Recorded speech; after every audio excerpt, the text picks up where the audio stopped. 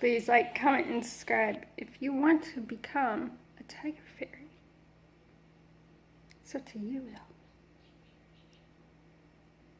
We post every... I'm not sure. But we post a lot.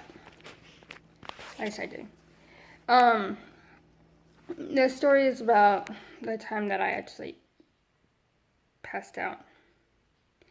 Not fun.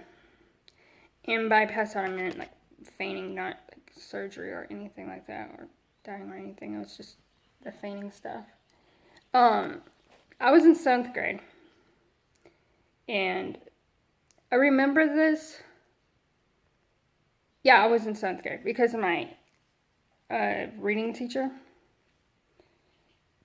And there's communication, there's reading. I wasn't reading due to the fact that I was slower, but whatever. So, I was minding my own business. My brother was told to take the trash out. Okay, he does. He comes back in, I guess. I don't know the whole circumstances or anything, but apparently he had cut his leg pretty badly from knee to ankle. He was 5 years old, so I'm assuming that'd be a lot of blood. Even though I don't see a 1-year-old taking out trash or even an infant, so. But, so my dad's like, hey, Crystal, I gotta take your brother to the hospital. Will you watch your other brother? I was like, yep. And it was only 2 at the time, if I remember right. So, A and B, okay? Because I do not have legal rights to put their names out there. So, we're going to call A the one that got his leg cut, B the one that I was supposed to watch. So, like, I think I would, like, every so often just check on him, make sure he's okay, and then go back upstairs. No big deal. He was, like, 4. And he was just watching TV, no big deal. And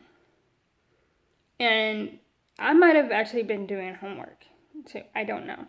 So, I am working on my homework. A comes home, and I come down to check up on him and see how he's doing. I asked my dad, like, what happened, and he said nothing. They couldn't do anything because the cut was not deep enough. So, I go downstairs. I am my belt loops are magically hooked up to someone's hands, and I start kicking because I'm confused about what's going on and stuff, because I had just passed out, okay? At this point in time, I knew what fainting was, the basic of it, but I didn't know, like, what it really entailed or anything like that. So I would, like, pretend to faint, whatever, prior to this. And then this actually happened. And, like, I don't know who's got me. And so your instinct would automatically say fight or flight, right? My instinct said fight. So, I don't know, I think I was, like, kicking him on the legs and, like, thighs. And he sat me down, and it took me about a minute to figure out what was actually going on. Like, and I still didn't get the whole concept that I actually passed out. I went black. And then I was done. So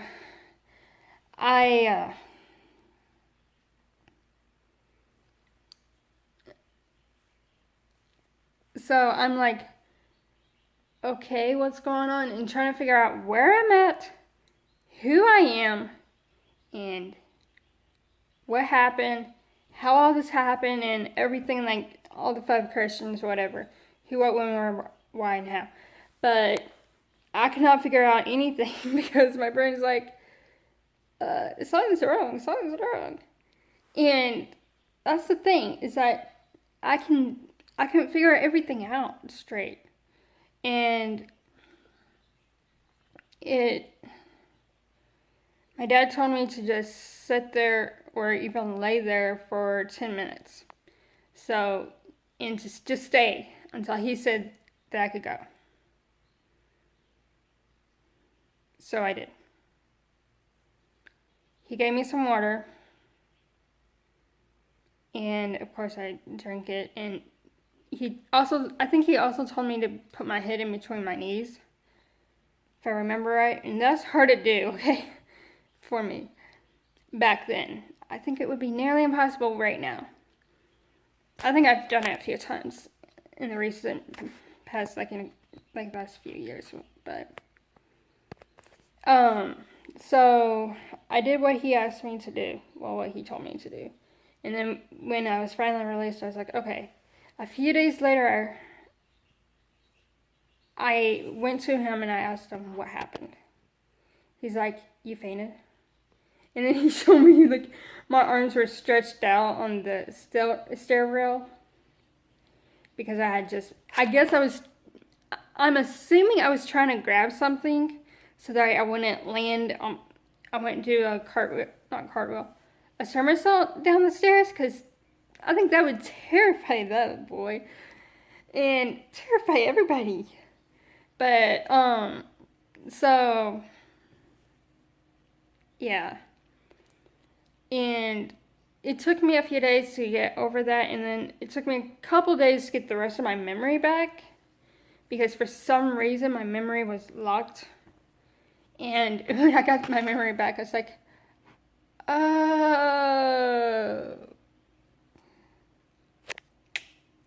That's the first story. Now the second story is pretty interesting too. So, again, I passed out because of a lot of blood. Okay, this one's pretty funny because of how it happened and how much blood compared to the last one. So, I'm told to cut strawberries. Okay, so I do. And then I managed to cut my hand. It was like, cut like that, or something like that. It wasn't like a lot of blood. I put a Band-Aid on it. I probably should have put peroxide. Nowadays, if I was to cut myself, I put peroxide on it and a Band-Aid, just because I don't want any infection. And actually, when I was younger, trying to see if, no, my hands seem to be clear of it. But when I was younger, my skin will peel around my nails and would get infection, and then I would get like a red line. And I never like went to the doctor. I just assumed that it was fine. This was like when I was 9, 10. And I'm pretty sure they would probably give me some sort of antibiotic, because they can't give me penicillin. They have to give me like antibiotic, like a Z-Pack or something like that. And so, back to the story. And I was like in high school, okay? So I think I was like maybe 9th grade, maybe 10th. I don't know. I'm not really sure at this point. But like I cut my hand, no big deal. I put a Band-Aid on it. So later on that night, I'm switching the Band-Aids and checking to make sure that there's nothing wrong with it.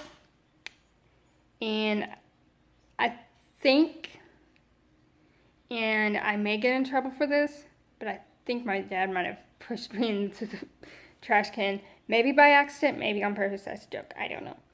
But, like, because I wake up, okay, I go black, and then next thing I know, I'm getting pulled from the trash, and I'm like, what's going on? And he's like, you passed out. Come on. He said he wasn't drunk when this all happened. So, because it was a Christmas party. I remember it was like near December, and so like I already had turned an age. I think I was like 15. I may be wrong. I'm not 100% sure, but I had to tell you that my 15-year-old was a little bit smarter than my 13-year-old self. Just saying, 13 or 14. I don't know. She might have been 16, so I might have been 16. I don't know. But, like, I wasn't taking it. I was like, okay, whatever. You threw me in the trash. And it was only my head, so it wasn't that bad. It's not like someone took my body, threw me in a dumpster. No. It was just in the trash, whatever. And, I asked him what happened, obviously, because that's what you're supposed to do.